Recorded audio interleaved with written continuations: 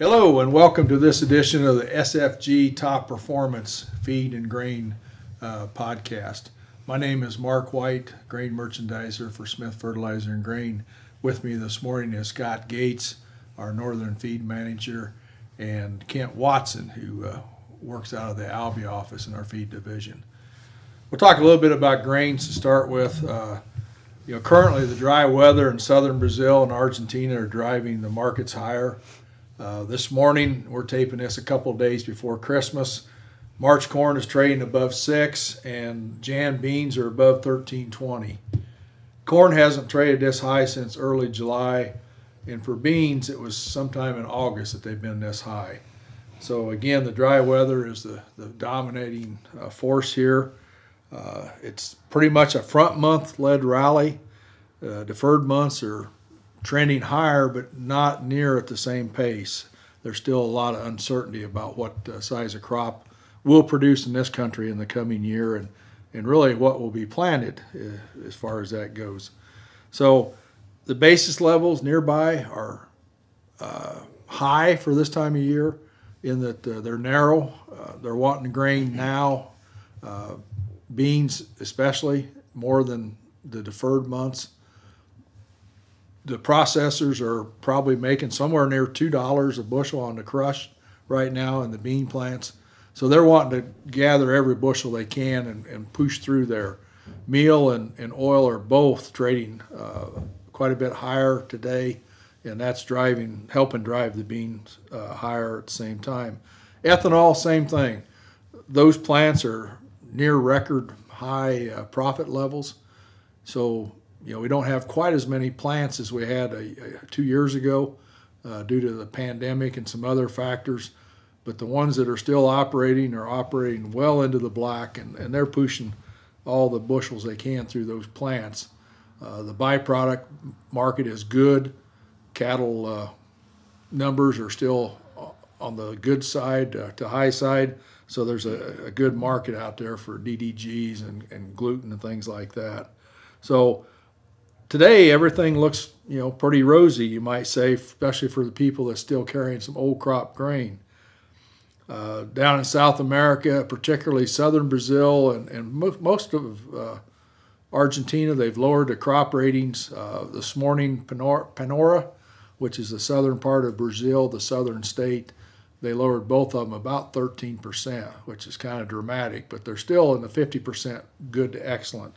So it's not a disaster yet, just a reduced crop possibility.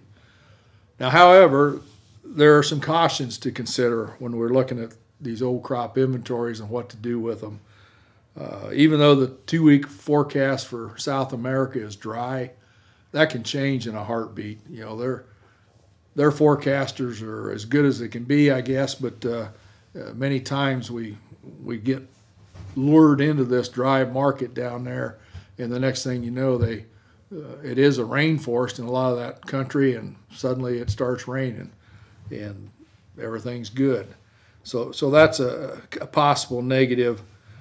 The major growing area of Brazil, particularly Mato Grosso and some areas in that neck of the woods, the crop is in excellent condition, and they're going to raise near record production in those areas. So it could very well make up for part of the loss to the southern part of the region. And then there's always the possibility of more COVID shutdowns. Other countries in the world are experiencing that today. So far, the United States has resisted major shutdowns, but the virus continues to grow. And so if all of a sudden we get some major states closing their doors again, people will quit traveling, they'll quit buying gas, they'll quit going to the storefronts and buying products. And it's just a trickle-down theory like we had a year and a half ago, and we sure don't want that again. We've had an excellent fall. I think that's well known throughout the area. In our case, we're way above normal on anhydrous application. Other products like lime, dry fertilizer, and Supergrow are going on at a really fast pace. I don't remember a year. Here we are, almost the end of December, and we're still spreading lime hard every day. and normally that's not possible. Usually we're battling cold temperatures, snow, mud, something. But it's just been working really well, and it looks like next week is the same story. After the first year, they're talking cold weather. That's going to shut a few things down.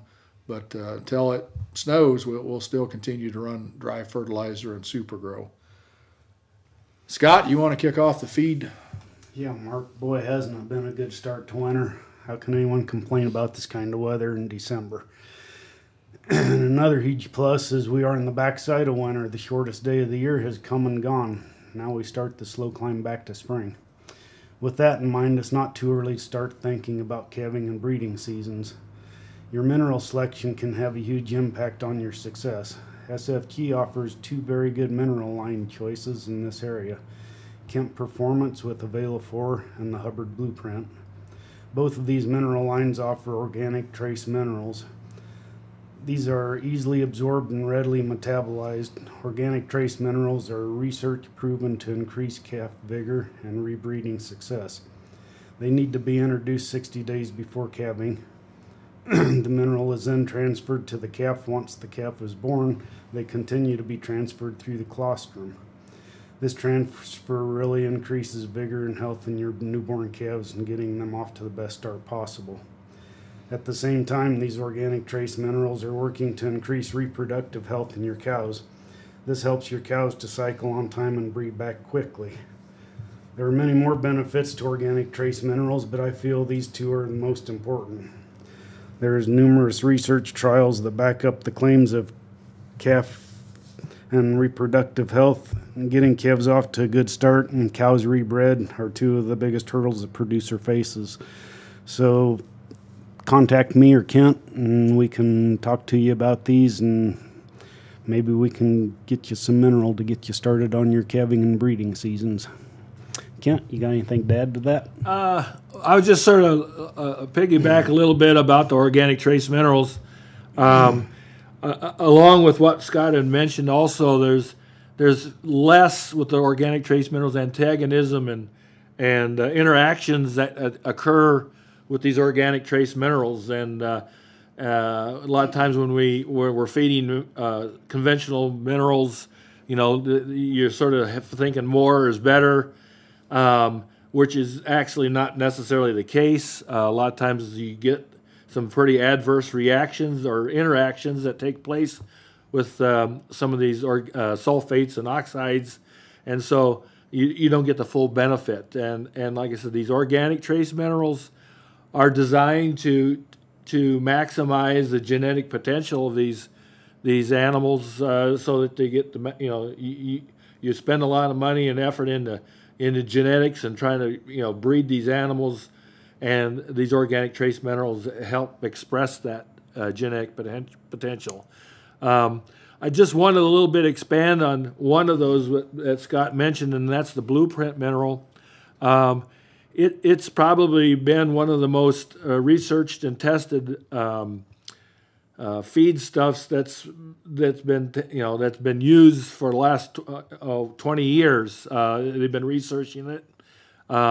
In fact, it's one of the few trace minerals that can be used in Europe.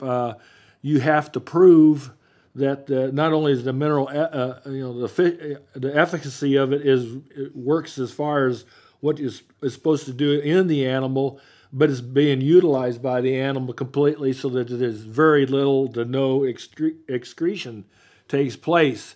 And the Alltech people who designed and built this blueprint mineral has been able to prove to the European people that their mineral can do that. So, like I said, it's a very effective in what we're trying to accomplish. So, by and large, like I said, it's something that I think we really need to take advantage of this great new technology. It definitely has been proven to show that it does do what it's supposed to do. And right now, we do have a outstanding program right now with Hubbard, not only the blueprint mineral, but all their minerals, and it's a great time to take advantage of it. If you want to give it a try, this is a great time to do that. So, like I said, you can talk to Scott or myself, and we'd be more than happy to answer any questions you might have. With that, this is going to be my last podcast. My wife has accepted a new position with Cargill up in northern Iowa, so I'm going to tag along with her and move up there with her. And so just wanted to, I hope I've been able to maybe give you some information that was beneficial to you over the past few months. But I just want to wish everybody good health and prosperity, and Merry Christmas. Well, Kent, congratulations for your wife, and I'm glad you're going to tag along for your might sake. be a kept man you're going forward. I don't know. But you've been an asset to SFG for the last several years, and appreciate all you've done for us, and we wish you well in whatever endeavor you start out on. Well, thank you. So we wish you well. In 2 weeks, we hope to have a new feed salesman to introduce to you, and we'll take that on at that time. A couple quick things that I wanted to mention. Be a checking your grain bins. We're starting already to see some issues on top of them. If guys have not been up there, and at the very least walk around, make sure there's no crust and whatnot. We kind of forgot. We put some of that crop away in the 16 plus moisture range, and we haven't been cold for the most part. We've had some warm temperatures, so it'll be good to take a good check of that. I always tell guys, hey, if you had a $10,000 bill in that bin, you'd look at it 3 times a day. But you could have $30,000 or $40,000 worth of grain, and it's kind of hard to climb that ladder once in a while. So I would encourage everyone to take a look at that. With that wraps up this edition of the podcast. Again, I'll remind you, we do have blogs on our website every week for the feed and grain and agronomy people.